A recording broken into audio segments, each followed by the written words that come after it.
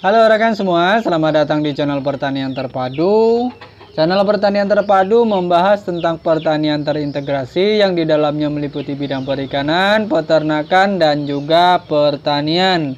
Bagi rekan-rekan semua yang baru datang, baru mampir di channel ini, jangan lupa dukungannya dengan like, komen, dan juga membagikan video-video yang ada di sini, dan juga subscribe channel Pertanian Terpadu. Karena subscribe itu gratis. Nah rekan semua, pada kesempatan kali ini saya akan berbicara mengenai peternak mandiri. Sebelumnya saya juga pernah membahas mengenai ini, pernah menyinggung mengenai peternak mandiri. Untuk rekan-rekan semua mungkin sudah pernah mendengar, menjadi peternak mandiri itu berarti melakukan segala hal mengenai usaha peternakan secara swadaya atau sendiri.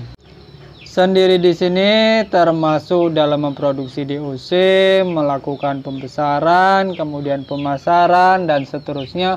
Pokoknya kita lakukan semuanya sendiri dari awal sampai akhir dan tidak bergantung atau tidak berhubungan dengan pihak-pihak lain, terutama mengenai ayam yang kita pelihara. Nah, di sini pada kesempatan kali ini saya akan membahas sedikit mengenai kelebihan-kelebihan yang bisa kita dapat ketika kita menjadi peternak mandiri. Nah, apa saja ya kelebihan yang bisa kita dapatkan ketika kita menjadi peternak mandiri, menjadi seorang peternak mandiri? Yang pertama yaitu bisa ambil bahan ayam apapun, dimanapun, dan juga kapanpun. Nah, inilah enaknya menjadi peternak mandiri karena kita bisa memutuskan untuk memelihara ayam jenis apapun, itu terserah kita. Misalnya hari ini kita mau pelihara joper, kita beli joper dari luar bisa, atau kita ingin mencoba pejantan bisa. Itu semua sesuai dengan keinginan kita. Artinya kita bisa memilih, bisa mengambil bahan apapun sesuai dengan target pasar yang sedang kita bidik atau yang sedang kita kejar. Nah, seperti itu. Bisa fokus di pedaging, bisa diproduksi DOC misalnya, atau ayam hias misalnya, atau bangkok, dan lain sebagainya, dan lain sebagainya. Nah, itu tadi yang pertama. Kemudian yang kedua, sebagai peternak mandiri, kita lebih mudah untuk menyesuaikan kapasitas produksi. Nah, ini juga sangat menguntungkan bagi kita karena kita bisa memelihara ayam itu dengan sesuai prediksi yang kita inginkan atau sesuai dengan keinginan kita, terutama mengenai kapasitas populasinya seperti apa. Kita bisa melihara banyak atau bisa pelihara sedikit, itu akan lebih mudah untuk kita mengatur sendiri. Tidak harus kita memelihara sekian ekor, 100 ekor, atau 1000 ekor, itu tidak harus, pokoknya tinggal sesuai dengan keinginan kita saja. Kita ingin produksi banyak, kita bisa produksi banyak. Kita ingin santai, kita juga bisa pelihara, besarkan dengan kapasitas yang kecil. Nah, itu keuntungan yang kedua. Kemudian setelah dua hal tersebut masih ada lagi kelebihannya, yaitu mengenai suplai DOC yang tidak akan terhambat. Nah, menjadi peternak mandiri itu artinya kita memelihara DOC sendiri, menghasilkan DOC sendiri. Dan itu artinya seberapapun DOC yang kita hasilkan akan kita besarkan sendiri, kemudian nanti akan kita pasarkan sendiri. Ini berarti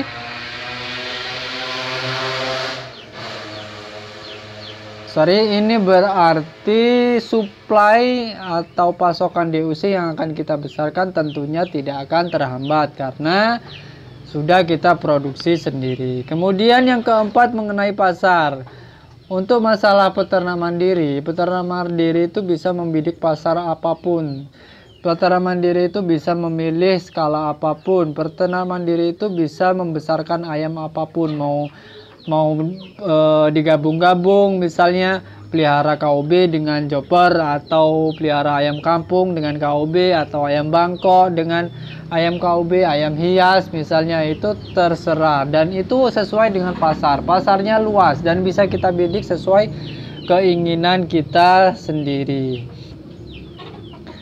Selain itu, peternak mandiri itu berarti bisa menjual ayam atau hasil ternaknya dimanapun, kapanpun, pada siapapun, karena di situ tidak ada kontrak-kontrak yang mengikat sebelumnya, karena semua pasokan itu kita mandiri. Jadi kita bisa leluasa, bebas mencari mitra, memilih penjualan yang sesuai dengan keinginan kita masing-masing. Kalau kita share ke jual si A karena harganya bagus, kita bisa jual si A, atau kita bisa supply ke bagian ini, ke rumah makan ini, itu terserah kita. Artinya pasar kita juga yang menentukan. Itulah salah satu kemudahan yang juga bisa kita miliki, atau kelebihan bisa kita miliki dengan menjadi peternak mandiri. Nah, berbeda dengan peternak misalnya ayam broiler atau khusus penggemukan pedaging gitu ya. Mereka harus pesan DOC, kemudian DOC-nya harus nunggu reading kapan, kemudian dibesarkan, nanti juga ada ikat kontrak biasanya kadang-kadang, atau bisa dijual bebas, itu seperti itu. Kalau peternak mandiri itu semuanya bebas tanpa batas, pasar pun demikian.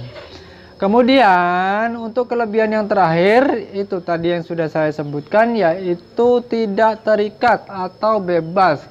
Mulai dari pemenuhan DOC, mulai dari pakan, mulai dari penjualan, itu bebas, tidak terikat dengan orang lain. Kalaupun kita mau mengembangkan, kita bisa bekerja sama, ikat kontrak gitu ya.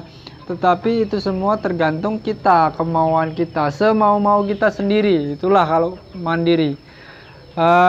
Kata lainnya, misalnya peternak mandiri itu bisa kita sebut sebagai peternak yang bebas atau tidak terikat dengan ikatan-ikatan yang membelenggu. Nah, seperti itu.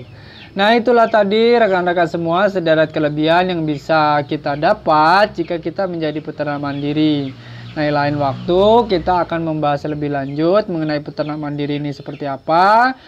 Kenapa ini menjadi suatu solusi dan pilihan, nanti akan ada integrasinya dengan pertanian atau perkebunan dan lain sebagainya. Nanti akan kita bahas pada video-video berikutnya. Oke. Pada kesempatan kali ini saya cukupkan sampai di sini dulu. Terima kasih. Kalau ada kekurangannya saya mohon maaf. Sampai bertemu pada video selanjutnya.